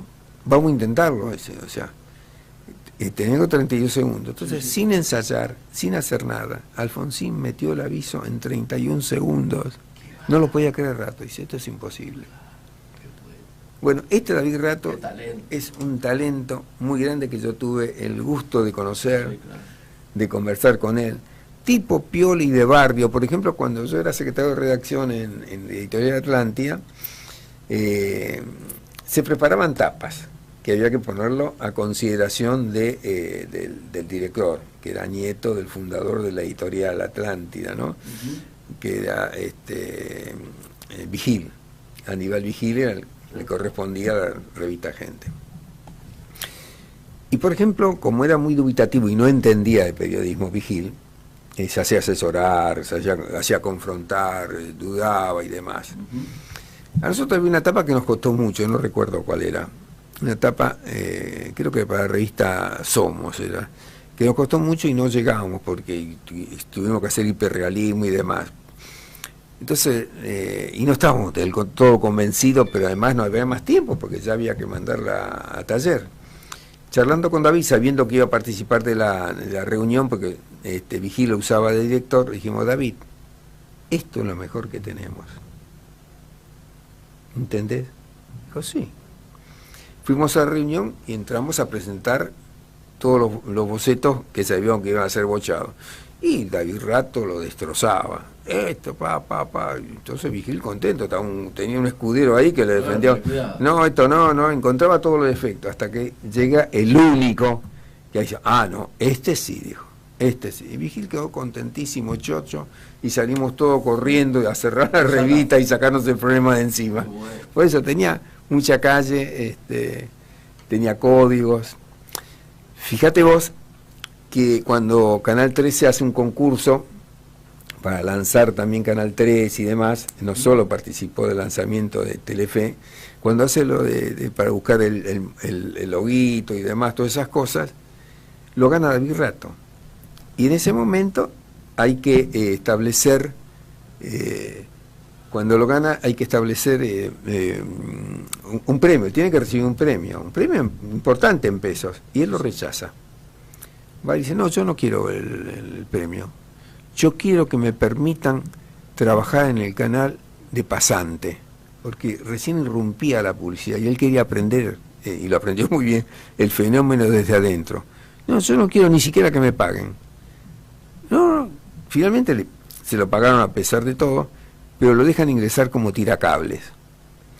Y cuando ingresa como tiracable, recibe la felicitación del anterior, el anterior tiracable. Y dice, gracias, pibe, me salvaste. Porque estaba aburrido de ser tiracable. El que a partir de ahí inicia su carrera como artista es Alberto Olmedo. Qué grande. Yo voy a hacer una prueba ahora, vinculado a que vos trajiste lo de Almagro. Vamos a hacer una prueba vinculado a vos trajiste lo de Almagro y a lo que ha ocurrido en estos últimos 3 días. La voz es de Sacheri. Qué bueno. Pero que... El cuento dice que teníamos un juguete en algún momento que era el más divertido del mundo. No lo habíamos inventado nosotros al juguete, pero jugábamos mejor que sus inventores. Aceptamos algunas palabras de su idioma original, full, corner, orsay, pero enseguida lo llenamos de palabras nuestras, sombrero, rabona, pared. Empezamos a jugar en la vereda, en los patios, en invierno y en verano, hasta que un día, alguno de nosotros, los que jugaban mejor, dejaron sus empleos y se dedicaron por completo, y qué bien que jugaban. Era tan grande la belleza de sus movimientos, que muchos dejamos de jugar y nos pusimos a mirarlos. Armamos clubes sociales, construimos tribunas de madera, solamente para ver de cerca los mejores de cada barrio. Después organizamos torneos semanales, discutimos reglas, elegimos los colores de las camisetas. Éramos hombres, pero actuábamos como chicos la mañana del 6 de enero. Y claro, los que habíamos nacido en un barrio queríamos que el domingo ganaran los nuestros y que los vecinos perdieran. Entonces le incorporamos una variante al juego. Mientras durase el partido, los que mirábamos teníamos que cantar a coro y a los gritos. Hicimos eso. Y qué bien que nos salía cantar. Muy pronto averiguamos que no solamente éramos buenos con el juguete, sino también mirando el juego. No habíamos resultado espectadores tristes como en otros continentes. Nosotros nos involucrábamos. Tirábamos kilos de papel picado para recibir a los nuestros y componíamos canciones de aliento. Sí, sí, señores, yo soy de Racing. Sí, sí, señores, de corazón. Nos divertíamos durante la semana inventando estrofas y hasta empezamos a componer otras más picarescas para fastidiar al vecino. River tenía un carrito, Boca se lo sacó, River salió llorando, Boca salió campeón. Qué risa nos daba molestar a los vecinos. Imagínense, si el juguete ya era divertido en silencio, con el contrapunto de las tribunas, el pasatiempo se convirtió en un espectáculo asombroso. Tanto que venía gente de todo el mundo a conocer nuestra fiesta popular, llena de papel picado y de cantitos. Empezamos a decirle hinchar a la acción de fastidiar al rival con canciones picarescas. Y nos bautizamos a nosotros mismos hinchas. Y al grupo enfervorizado de la tribuna le pusimos de nombre hinchada. Habíamos aprendido a vestir al juguete con accesorios. Un día se hicieron tan numerosas las hinchadas y tan efusivas que tuvimos que poner barras de fierro en las tribunas, a la altura de la cadera, para no caernos en avalancha por culpa de la emoción. Más tarde esa barra de metal sirvió para que el hincha con mejor garganta, subido a ella, dirigiera un coro improvisado. Bautizamos a este hincha con el nombre de Barra Brava, porque sus malabares eran de vértigo. Nuestros mejores jugadores, que ya empezaban a jugar en otros países, al debutar en el extranjero sentían un vacío. La emoción de las tribunas no era igual, todos sentados, nadie cantando. Muchos elegían volver al club de su origen, incluso perdiendo fortunas, con tal de escuchar otra vez el rumor de las hinchadas dirigidas por los barras. Fue entonces cuando nos empezó a interesar más el accesorio que el juguete. En esa época empezamos a exagerar la emoción que sentíamos. Los hinchas que hasta entonces caricaturizábamos pequeñas guerras ficticias, olvidamos que actuábamos en chiste. Empezamos a llamarle pasión a nuestra simpatía por un club. Y los cantos se volvieron literales. Corrieron para acá, corrieron para allá. A todos esos putos los vamos a matar. A muchas empresas esto les pareció muy rentable y reforzaron la idea de pasión, la pasión del encuentro, todos unidos por una pasión. El juguete se había vuelto tan importante como la vida, era incluso un resumen de la vida. Entonces una tarde dejamos de alentar a los jugadores y empezamos a ser hinchas de nuestra propia pasión. Pasan los años, pasan los jugadores, la hinchada está presente, no para de alentar.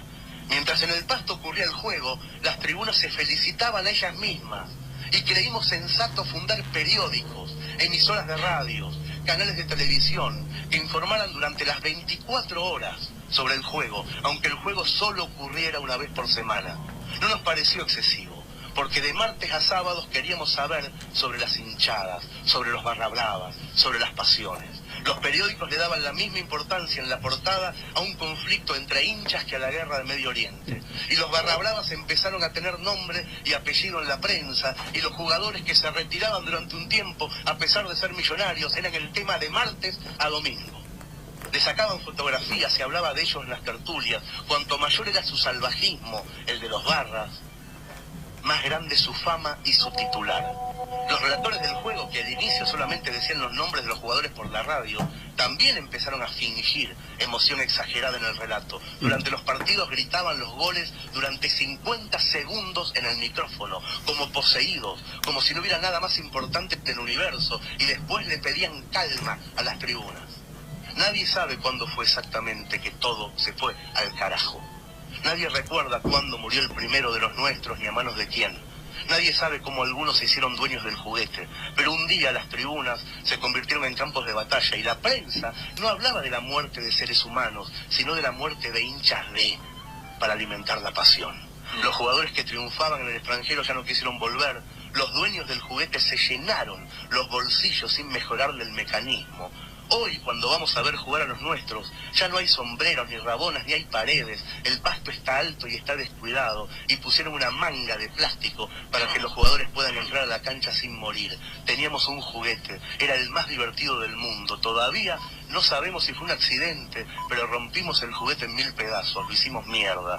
Y lo más triste es que no sabemos jugar otra cosa.